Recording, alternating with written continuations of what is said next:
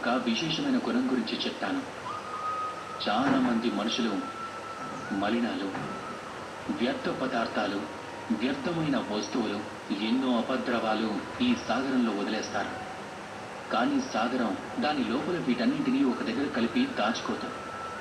అందుకు బదులు దాని నుంచి బయటకు విసిరివేస్తుంది. ఇది అత్యంత శ్రేష్టమైన గుణం. కానీ ఈ పని ఏదైతే ఉందో అది పూర్తి చేయడానికి కూడా సాగరానికి ఒక తీరం అవసరం అవుతుంది. అక్కడే ఈ సాగరం ఈ వస్తువులన్నిటినీ బయటపడేస్తుంది. మనుషులందుకు భిన్నం కాదు.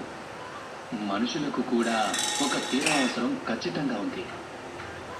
ఆ తీరం బహుశా గురువు కావచ్చు, తల్లిదండ్రులు కావచ్చు, సోదరుడు కావచ్చు, మిత్రులు కావచ్చు, లేదంటే మనందరం దూరంగా పారిపోయే కొన్ని సమస్యలు కూడా కావచ్చు.